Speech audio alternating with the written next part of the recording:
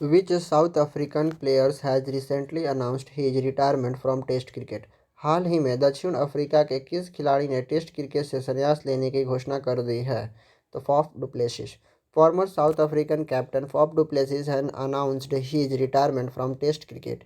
Faf du Plessis has played 69 test matches for South Africa. He has scored 4,163 runs in 118 innings at an average 40.02. He is also recorded 10 century and 21 half century. Duplessis has a best score of 199. He made his debut in Test cricket in year 2012. दक्षिण Africa के पूर्व कप्तान फॉफ du Plessis ने test cricket से संन्यास लेने की घोषणा किया है। फॉफ डुप्लेसिस ने दक्षिण अफ्रीका के लिए 69 टेस्ट मैच खेले थे। उन्होंने 118 पारी में 40.02 की औसत से 4,163 रन बनाए। उनके नाम 10 शतक 21 अर्धशतक भी दर्ज हैं। डुप्लेसिस का बेस्ट स्कोर 199 का है। उन्होंने साल 2012 में टेस्ट क्रिकेट में डेब्यू किया था। Who has been appointed as the new Director General of International Solar Alliance on behalf of India? Bharat की ओर से किसे अंतर्राष्ट्रीय सौर गठन ISA का नया महानिदेशक नियुक्त किया गया है? तो अजय माथुर को। India has named Ajay Mathur as the next Director General of the International Solar Alliance.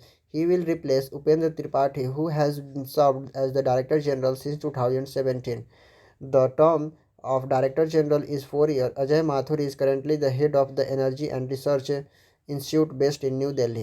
Bharat ने अजय माथुर को अंतर्राष्ट्रीय और सौर गठबंधन के अगले महानिदेशक के रूप में नामित किया है। वे उपेंद्र त्रिपाठी के स्थान लेंगे, जिन्होंने 2017 से महानिदेशक के रूप में काम किया है। महानिदेशक का कार्यकाल 4 साल का होता है। अजय माथुर वर्तमान में नई दिल्ली स्थित the energy and research institute के प्रमुख हैं। Tata has entered into an agreement to buy 68% stake in which of the following company? Tata ने निम्न में से किस कंपनी के 68% हिस्सेदारी खरीदने की समझौता की है? तो big basket. Tata group is buying 68% stake in online grocery store Big Basket for about 9,500 crore.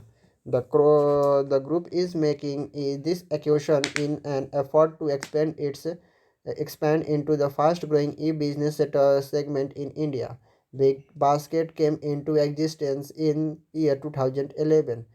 It currently operates in 25 cities in India. Tata समूह ऑनलाइन किराना सामान बेचने वाले बिग बास्केट के 68% हिस्सेदारी लगभग 9500 करोड़ रुपए में खरीद रहा है। समूह भारत में तेजी से बढ़ते ई कारोबार खंड में विस्तार के प्रयास के तहत यह अधिग्रहण कर रहा है। बिग बास्केट साल 2011 में अस्तित्व में आई थी। फिलहाल यह भारत के 25 शहरों में कारोबार करती है।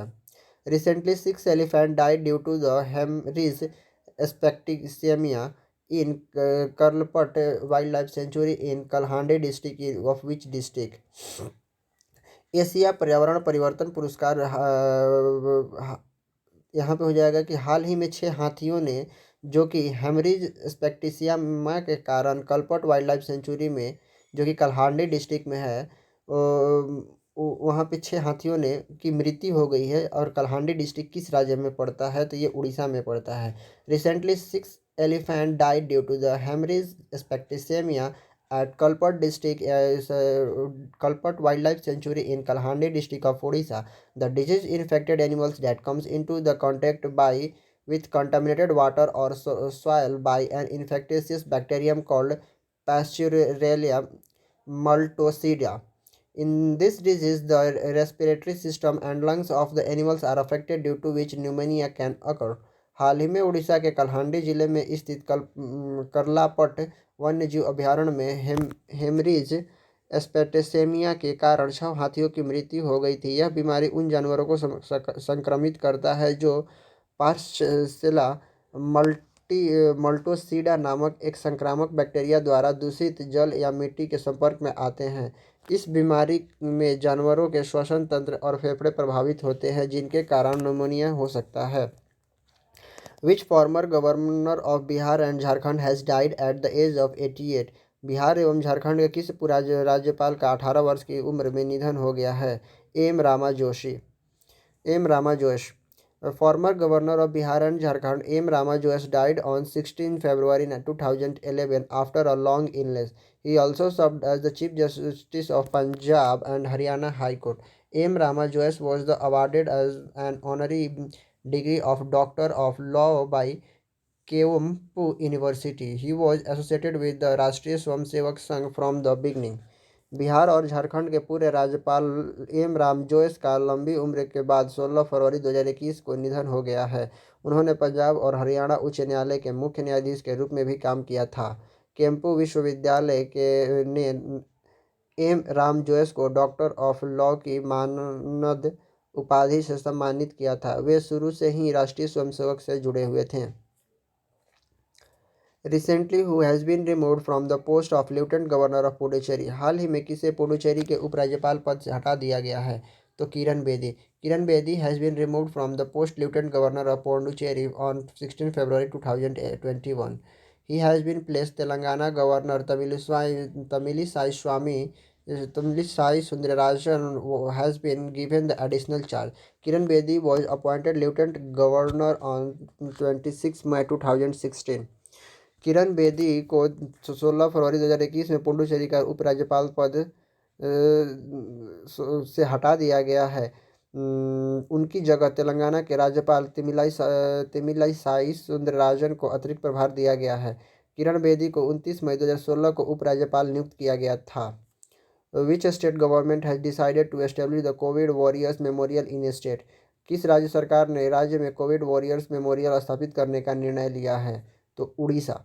The Odisha government has decided to establish a COVID warrior memorial in the state. This memorial will be established in Biju Patnaik Park located in Bhubaneswar, the capital of Odisha. The purpose of the construction of this memorial is to recognize and honor the sacrifice and selfless service of the frontline health workers who lost their life fighting the epidemic. According to the statistics, nearly 460 frontline health workers and health workers have died while fighting with the epidemic in Odisha. Odisha सरकार ने राज्य में Covid 19 warrior memorial स्थापित करने का निर्णय लिया है। यह मेमोरियल उड़ीसा की राजधानी भुवनेश्वर में स्थित बीजू पटनायक पार्क में स्थापित किया जाएगा।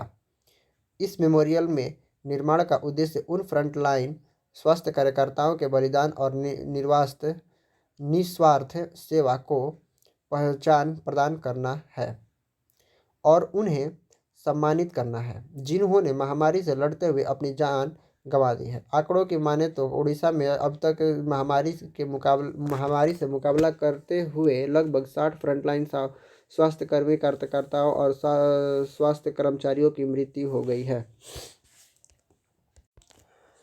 Who has been appointed as the Executive Secretary of United Nations Capital Development Fund UNDP? संयुक्त राष्ट्र पूंजी विकास कोष का कार्यकारी सचिव निम्न में से किसे नियुक्त किया गया है? Preeti Sinha. Recently Indian origin investment and development banker Preeti Sinha has been appointed as the executive secretary of United Nation Capital Development fund.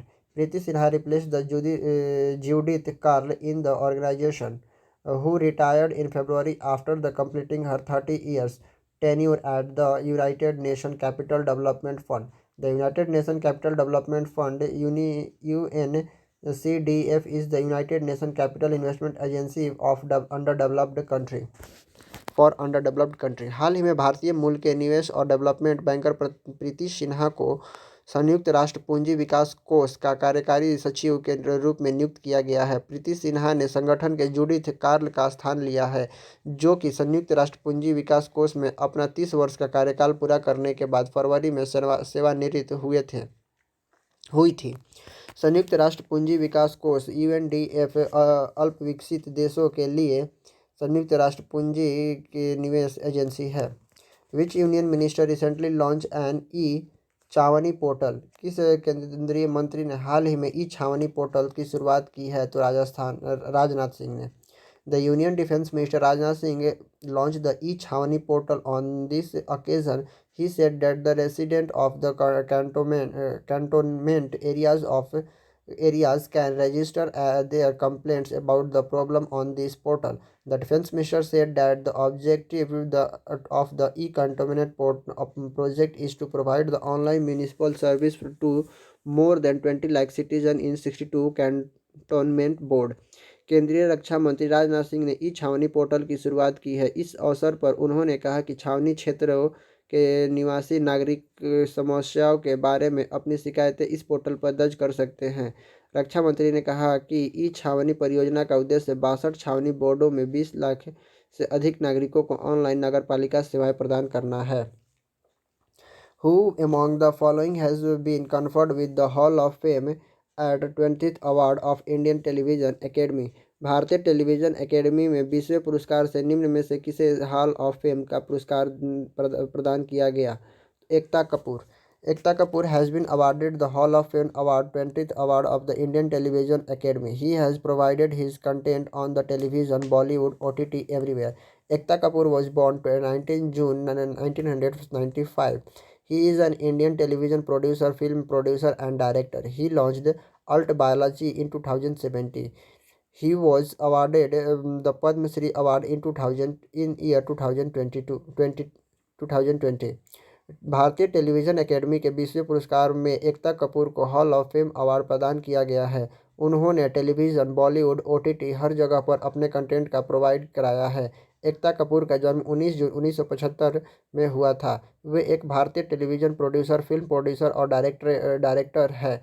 उन्होंने 2017 में अल्ट बालाजी को लॉन्च किया था। उन्हें साल 2020 में पद्मश्री पुरस्कार से सम्मानित किया गया था।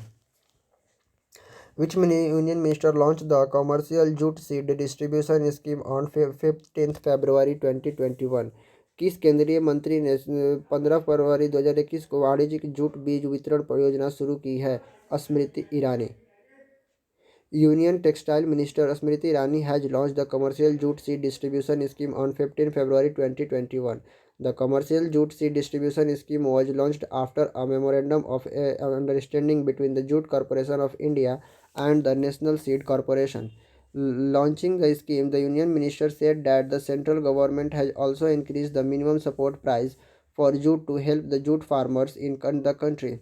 केंद्रीय कपड़ा मंत्री स्मृति ईरानी ने 15 फरवरी 2021 को वाणिज्यिक जूट बीज वितरण योजना शुरू की है। वाणिज्यिक जूट बीज वितरण योजना को भारत जूट निगम और राष्ट्रीय बीज निगम के बीच एक समझौता ज्ञापन के बाद लॉन्च किया गया था।